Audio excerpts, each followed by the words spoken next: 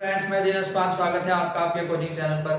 Friends, आज हमारा surveying engineering में जो टॉपिक है, जो हमारा प्रीवियस टॉपिक चल रहा था क्लोजिंग एरर्स और उसके रिसॉल्विंग मेथड, उसी को कंप्लीट करते हैं। जो क्लोजिंग एरर ये हम पढ़ चुके थे, उसके कुछ मेथड थे वो भी हमने पढ़ लिए थे, जिसमें हमारा फर्स्ट मेथड आया था bodies method, axis method, transit method, graphical method, ये हमने कंसिडर किए थे। टेक्निकल प्रॉब्लम के कारण उस वीडियो में हम उस लेक्चर को कवर नहीं कर पाए थे, तो हमारा जो लास्ट का मेथड बच गया था वो यहाँ पर हम कवर करने वाले हैं, ठीक है। और इससे रिलेटेड कुछ इंडिपेंडेंट कोऑर्डिनेट, डिपेंडेंट कोऑर्डिनेट क्या होते हैं ये भी देखने वाले हैं, और इससे रिलेटेड कुछ क्वेश्चंस भी करने वाले हैं। क्लियर? तो देखते हैं हमारा जो लास्ट का मेथड था, जिसको हम बोलते हैं एक्सिस मेथड। ठीक है friend, axis method. Axis method कब यूज करते हैं आपको तो सिर्फ इतना याद रखना है, ठीक है। हमें जब जो भी सारे मेथड हमने पढ़े हैं, bodies method, graphical method, transit method, कब कब उनका यूज होता है वो सिर्फ वो आपको याद रखना है। तो यहाँ पर इसका मेथड हम कब करते हैं, ये मेथड तब यूज किया जाता है जब एंगल, केवल एंगल की बात कर रहा है, जब एंगल अधिक प्रिसीशन द्वारा मेजर किया गया हो। ठीक है, हमने फर्स्ट मेथड बॉडीज मेथड पढ़ा था, जब दोनों कार्य हमने सेम प्रिसीशन के द्वारा किया था।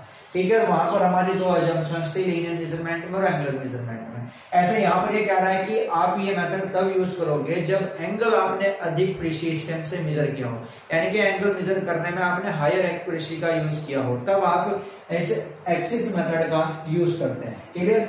फिर ये कह रहा है कि इस मेथड में लाइन के एंगल पर करेक्शन नहीं होता, क्योंकि एंगल को तो हम अधिक प्रिसीशन से मेजर कर रहे हैं, तो यहाँ पर लाइन के जो एंगल होगा उस पर कोई करेक्शंस नहीं करेंगे। अगर करेक्शंस करना भी है तो जो कम प्रिसीशन से आपने मेजरमेंट किया, कौन सा है वो, लीनियर मेजरमेंट, तो ये लीनियर मेजरमेंट के ऊपर यहाँ पर करेक्शन करेगा। तो लेंथ पर होने वाला करेक्शंस बराबर होगा और उस लाइन की length, length of line upon into 1/2 closing error.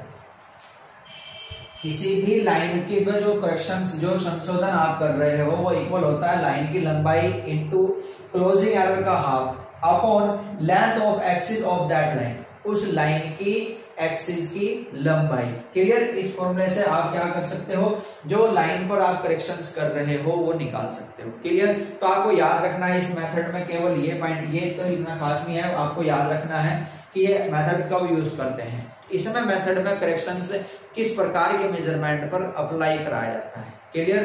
तो ये पॉइंट आपको याद रखना है। तो हमारे ये 4 मेथड हैं जो हमने कंप्लीट कर लिए हैं। ठीक है, बॉडीज मेथड हमने पिछले लेक्चर में पढ़ लिया था, ट्रांजिट और हमारा ग्राफिकल मेथड हो गया था। ग्राफिकल मेथड में आपको बताया था कि बॉडीज को ही एक रफ सर्वे के लिए यूज करते हैं, रफ सर्वे जैसे ही कंपास सर्वे के लिए हम उसको यूज करते हैं। ठीक है, आपका बॉडीज मेथड में बताया था कि जब आपने दोनों कार्य लीनियर मेजरमेंट और एंगुलर मेजरमेंट सेम प्रिसीशन से लिए हो, तब हम उसका यूज करते हैं। Clear friend? तो देखते हैं इसके कुछ नेक्स्ट पॉइंट क्या रहने वाले हैं, इसे नोट करोगे तो देखना फ्रेंड, हमने ये 4 मेथड यहाँ पर कवर कर लिए हैं। एक नोट में आपको याद रखना है, जो डायरेक्ट क्वेश्चंस बनता है। हम बॉडीज मेथड का यूज कब करते हैं, हम बॉडीज मेथड का यूज करते हैं जब आपने दोनों कार्य लीनियर मेजरमेंट और एंगुलर मेजरमेंट सेम प्रिसीशन से लिया हो। तो मैं यहाँ लिख सकता हूं both measurement are taken with same precision. Clear friend? Same precision, जब आपने दोनों कार्य समान प्रिसीशन से लिए हो। हिंदी में, जब दोनों कार्य समान प्रिसीशन के द्वारा, समान शुद्धता के द्वारा, समान इक्विपमेंट के द्वारा मेजर किए हो, तब। ट्रांजिट मेथड आपको मैंने बताया था कि जो एंगुलर है आपके पास, या एंगल है, इसके लिए हमने मोर प्रिसीशन, एंगल के लिए मोर प्रिसीशन, और लेंथ के लिए, लेंथ को हमने लेस प्रिसीशन से मेजर किया था। ये पॉइंट आप याद रखोगे, एंगल ज्यादा प्रिसीशन से और लेंथ को हमने कम प्रिसीशन से। ग्राफिकल मेथड आप जानते हो, फॉर रफ सर्वे के लिए यूज करते हैं। रफ सर्वे जैसे कि आपको बताता है कंपास सर्वे। ठीक है, एक कंपास सर्वे के लिए इसको यूज, रफ सर्वे के लिए यूज करते हैं, और रफ सर्वे में इसको हम एक बॉडीज मेथड के रूप में ही यूज करते हैं, आपको बताया था। ठीक है, तो बॉडीज मेथड का ही एक रूप है आपका ये। नेक्स्ट आपका एक्सिस मेथड। एक्सिस मेथड आपको अभी बताया है, किस लिए यूज करते फ्रेंड, एक्सिस मेथड जब व्हेन एंगल मोर प्रिसीशन। ठीक है, जब एंगल ज्यादा प्रिसीजन से मेजर किया गया हो और लेंथ कम प्रिसीजन से मेजर किया हो तब प्रयोग करते हैं। तो आपको याद रखना है ये 4 मेथड है, इंपॉर्टेंट है, एग्जाम में क्वेश्चंस आते हैं इनके। क्लियर, ये आपको याद रखना है। तो देखते हैं इसका नेक्स्ट पॉइंट क्या है। ठीक है, तो देखना फ्रेंड, कॉन्जुगेटिव कोऑर्डिनेट या इसी का दूसरा नाम होता है डिपेंडेंट कोऑर्डिनेट। इस नाम से भी तक इसे आप पढ़ते हुए आ रहे हो। डिपेंडेंट कोऑर्डिनेट मैंने आपको बताया था, ठीक है, कि हमारे पास जो गेल्स टेबल थी वो डिपेंडेंट कोऑर्डिनेट को इंडिपेंडेंट कोऑर्डिनेट में चेंज कर रही थी। बट ये कोऑर्डिनेट होते क्या है ये हमें देखना है। ये क्वेश्चन इंपोर्टेंट यहां से ये एग्जाम में आया है कि बताइए निम्न में से डिपेंडेंट कोऑर्डिनेट किसे कहते हैं। मतलब ये कि डिपेंडेंट कोऑर्डिनेट का दूसरा नाम क्या है, ये एग्जाम में पुटअप किया गया है। तो आप याद रखोगे डिपेंडेंट कोऑर्डिनेट का मीनिंग होता है कॉन्जुगेटिव कोऑर्डिनेट। ठीक है, ये होते क्या है आप यहां देखना। हमारे पास ये एक लाइन है ए बी और बी सी।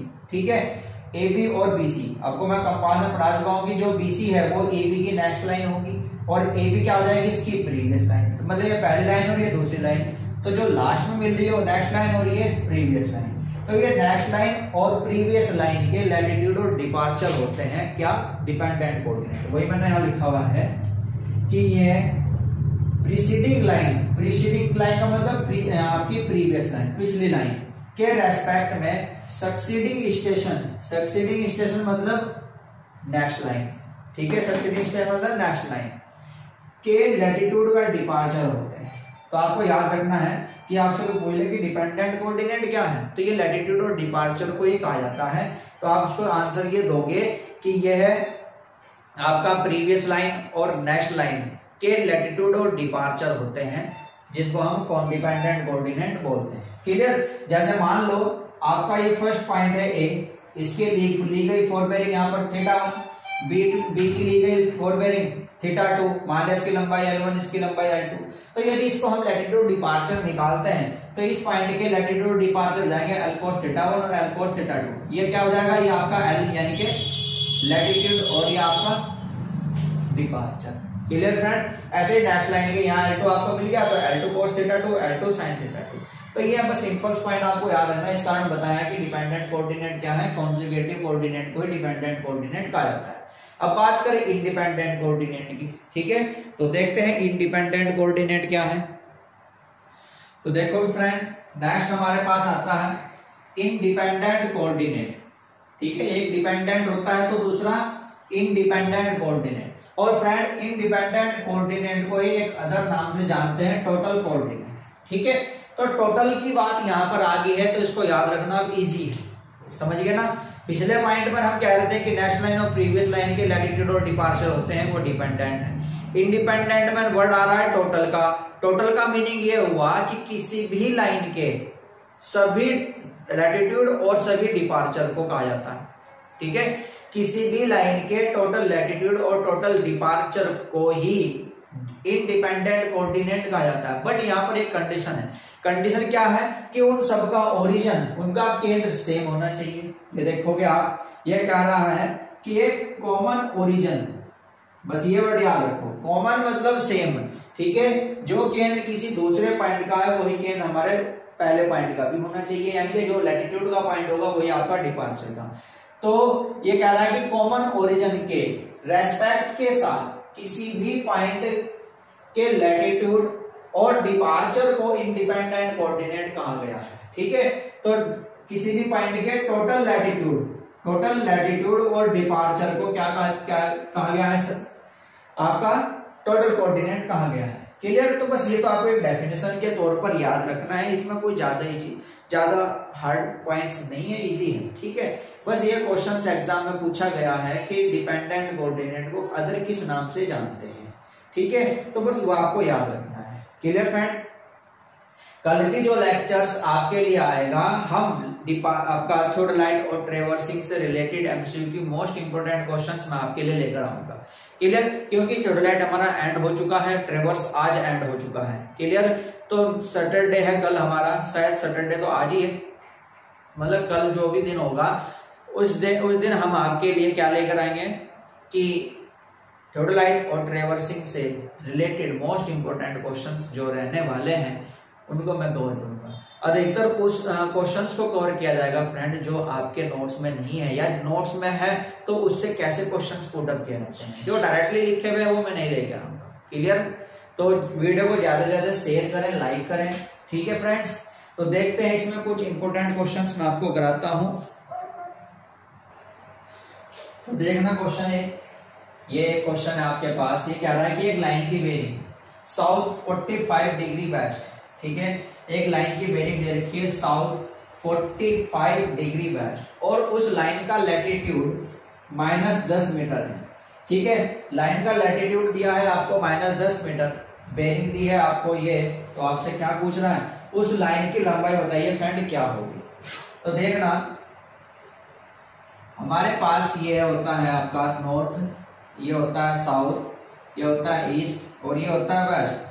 सिंपल सी बात है, आपको कहा गया है कि लैटिट्यूड -10 है, लैटिट्यूड माइनस होता है साउथ पर, ठीक है, और वैसे भी उसने डायरेक्शन लिखकर दी है आपको साउथ से वेस्ट। तो लैटिट्यूड -10 है, लैटिट्यूड हम मेरिडियन एक्सिस के पैरेलल चलते हैं, ये मेरिडियन एक्सिस है, इसी के पैरेलल चाहे ऊपर की ओर या नीचे की ओर, उसने माइनस कहा है तो ये नीचे की ओर, यानी कि यहां से ये लेंथ जो लैटिट्यूड होती है आपको दी है इसने 10 मीटर।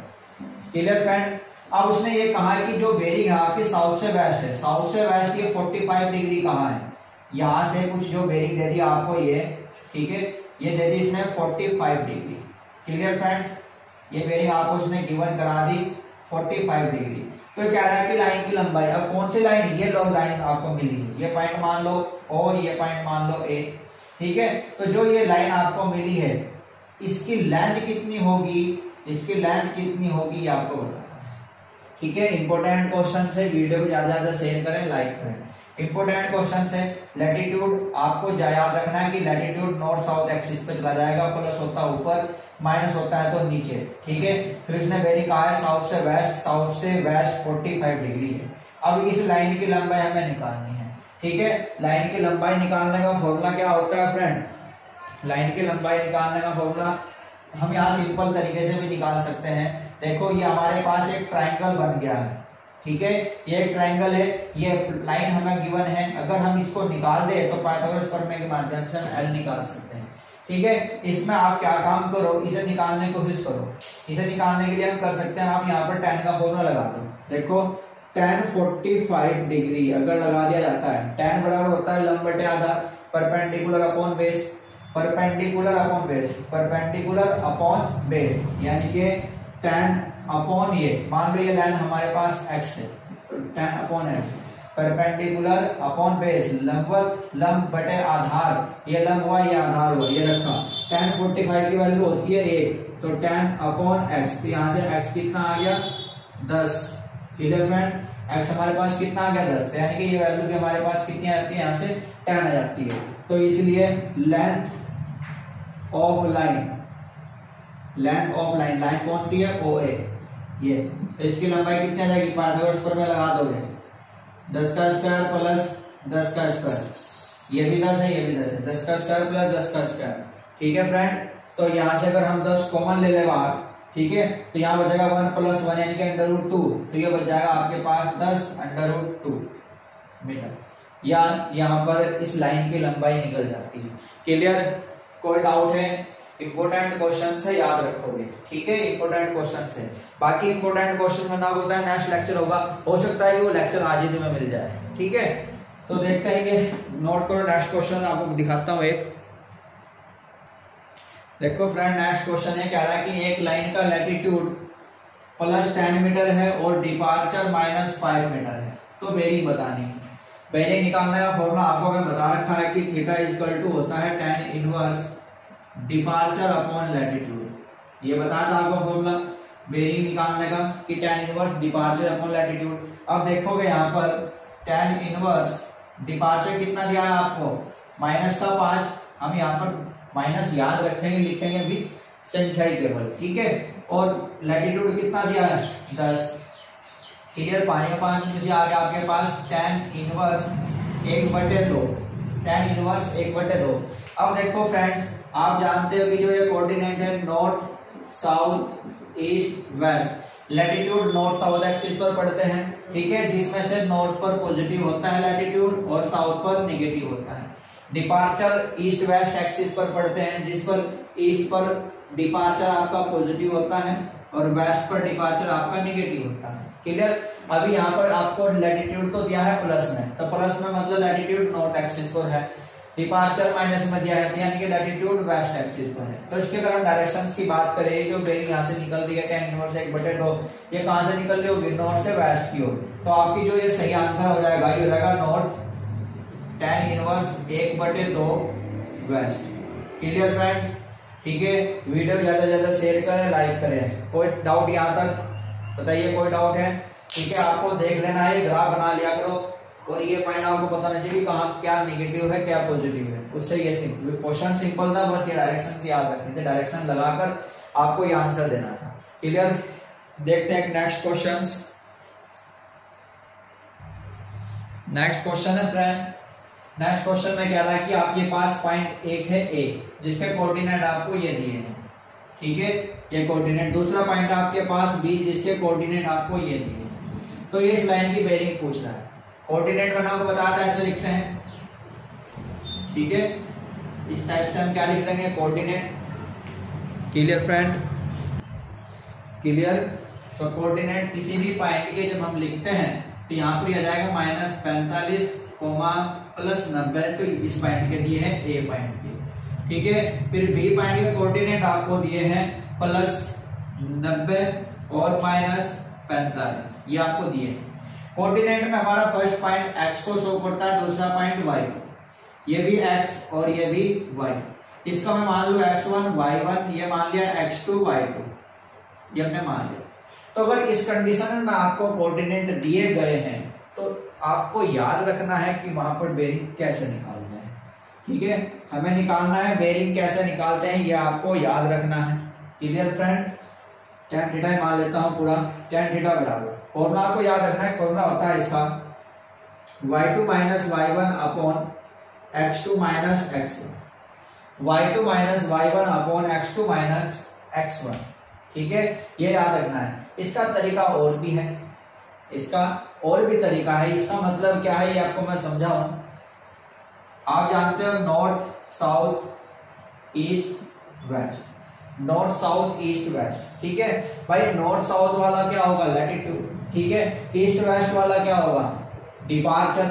अब यहां पर जो आपको बेरिंग दी गई है y2 -45, ठीक है, y2 -45 और y1 +90 यानी कि -90 हो जाएगा, ठीक है। x2 +90 और x1 -45, तो माइनस माइनस क्या हो जाएगा, प्लस। क्लियर। ये आपके पास आ जाएगा 135 और ये भी 135 माइनस में, ठीक है। तो ये कैंसिल हुआ, कितना आ गया, -1। क्लियर। आप जानते हो फ्रेंड, चूंकि tan 45 डिग्री कितना होता है, 1, तो मैं इसके यहाँ क्या लिख सकता हूँ, tan 45। तो tan से tan कैंसिल, तो थीटा कितना आ गया, 45 डिग्री। थीटा कितना जाएगा यहाँ पर आपका 45 डिग्री। सही समझ में आया। ये जो मेरे पास -1 आया है, मैं इसको लिख सकता हूँ tan 45 बराबर 1, ठीक है। tan 45 की वैल्यू कितनी होगी, 1। माइनस तो कोऑर्डिनेट को बता रहा है कि किसी जो ये वैल्यू जो आपकी बेरिंग माइनस में आ रही है, ये किसी ऐसे कोऑर्डिनेट में जहां पर वैल्यू माइनस की रहती है, तो इसको छोड़ दो। तो tan 45 बराबर 1 होता है, ठीक है। और ये मेरे किसके इक्वल चल रहा है, tan थीटा के। इधर से tan से tan cancel, theta equal to कितना बच गया, 45। तो ये आपका आंसर आ गया। क्लियर। तो इंपॉर्टेंट क्वेश्चन है, याद रखोगे। देखते हैं नेक्स्ट क्वेश्चन, एक लास्ट क्वेश्चन है,